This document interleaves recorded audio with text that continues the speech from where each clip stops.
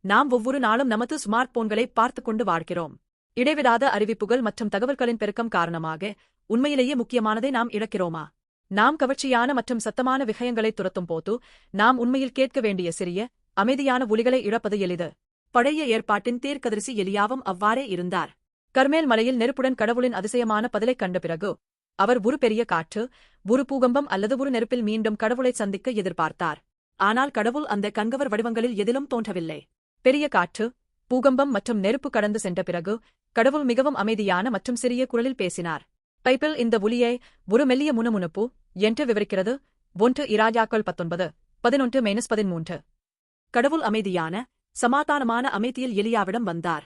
நம் வாழ்வும் வேறுபட்டதல்ல. நமது பரபரப்பான நடைமுறைகள் மற்றும் தொடர்ச்சியான இரைச்சலில் நாம் பெரும்பாலும் கடவுளின் குரலை கேட்கத் தவறுகிறோம்.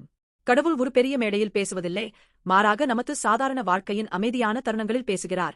இயேசு பூமிக்கு வந்த விதமும் அப்படித்தான் இருந்தது.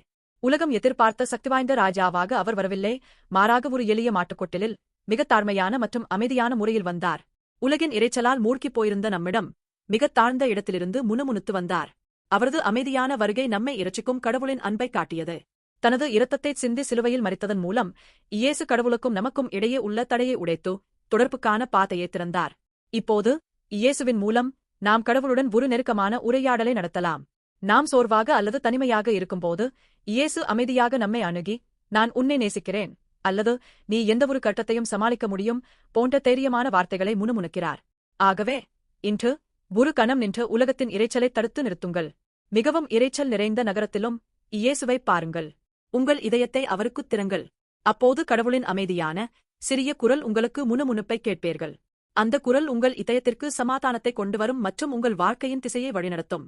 இயேசு இப்போதே உங்களிடம் அமைதியாக பேசிக் கொண்டிருக்கிறார். அந்த சிறிய குரலுக்கு நீங்கள் செவி கொடுப்பீர்களா?